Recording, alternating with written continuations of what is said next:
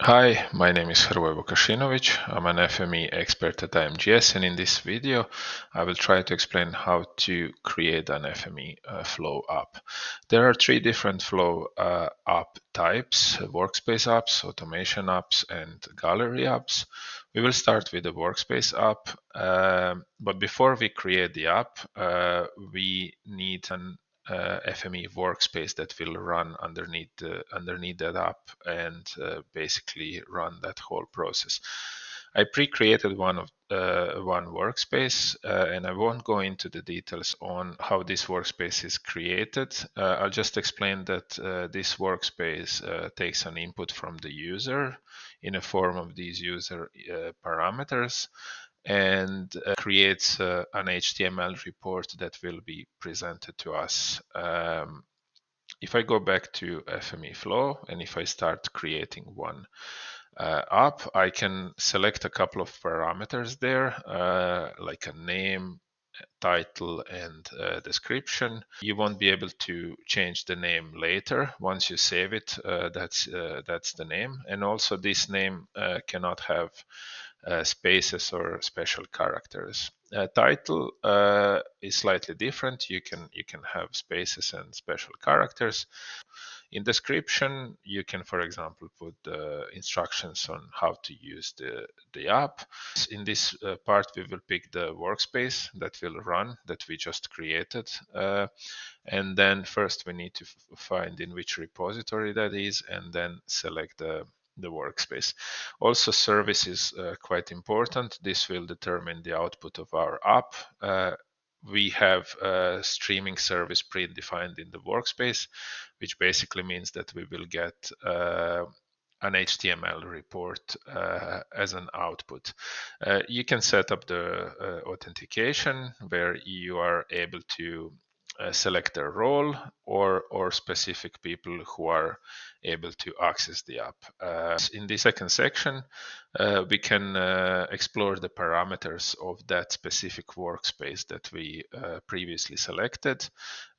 Since we pre-created these two parameters, this is what will be presented to user. I can remove default values or set up default values if I prefer. And in this section, we can customize the app if we prefer. I won't do that now. I will click OK and create the app. And then later we will be doing the customizing the app. This is what the app looks like before customizing, and we can select the point on the map, select the radius, run the app, and get the result. I will go back to customizing the app first, and then once we do that, we will run the app.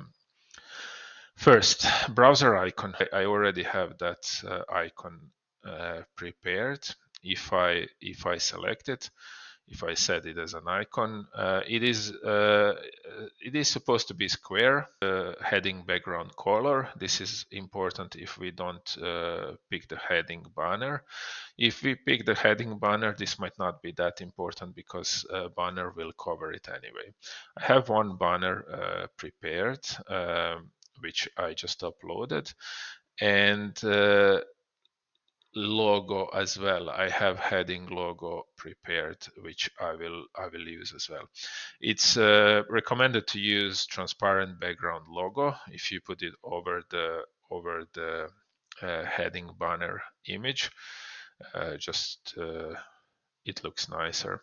Also, we have footer section. In a footer section, we often put some disclaimers or contact information. I have something prepared here. And we can use footer logo or banner if we want. In both in description part and in the footer text part, we can edit those. We can edit that text using a couple of different options like bold, italic, or we can use these as a headings, for example, if we want to have that larger text, or bold. Bold is a different option, but headings give you the more flexibility about the size of the text.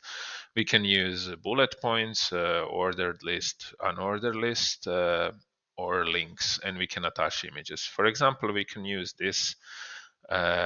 We can create a link out of this text, and instead of using HTTP link, I will just add mail to link, which will allow you to, if you click on this link, it will automatically open your preferred mailing application. If we go back to the application, this is how our styled application look like.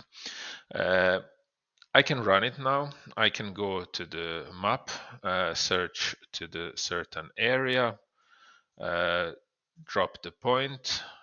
Once I confirm that, I can select the radius, and based on this location and the radius, I should get all planning applications as a result.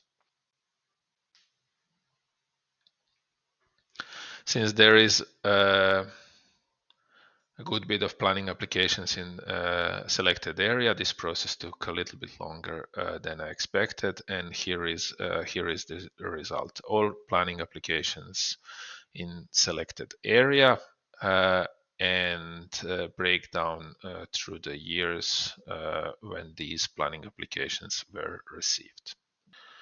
Another available app type are the automation apps, and they are exactly the same as the workspace apps, apart from underlying workflow. Instead of workspace, we will have an automation here.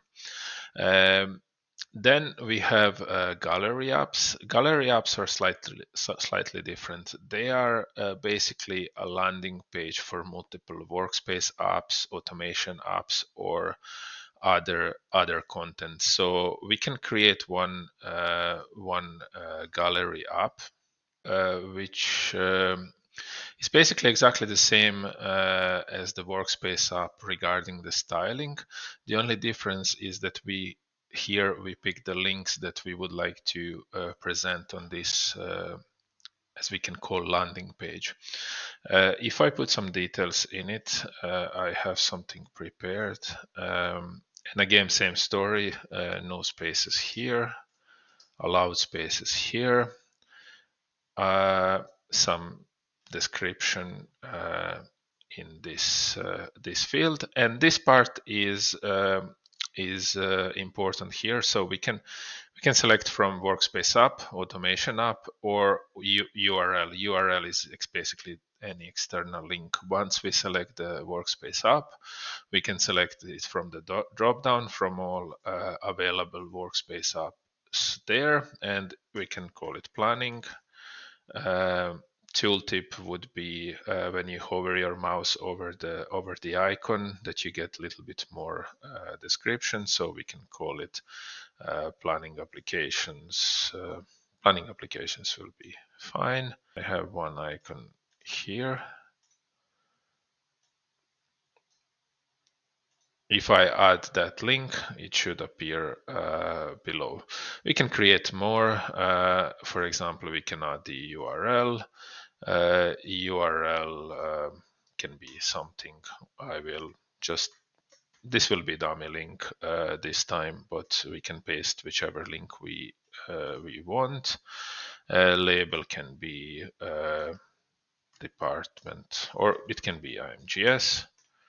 And then we can pick the icon here, tooltip IMGS, add link. Again, same approach with styling. I'll just style that quickly. Browser icon. Then we have a heading logo. We have a banner. We have some footer text, which could be exactly the same as the previous one. And then if we want to add link to keep it consistent, we can do it this way. And if we click OK, our gallery application should be ready. Now we have that landing page. If we click on one of these links, we should be navigated to the to the sub page. In this case, our previously created planning application search workspace app.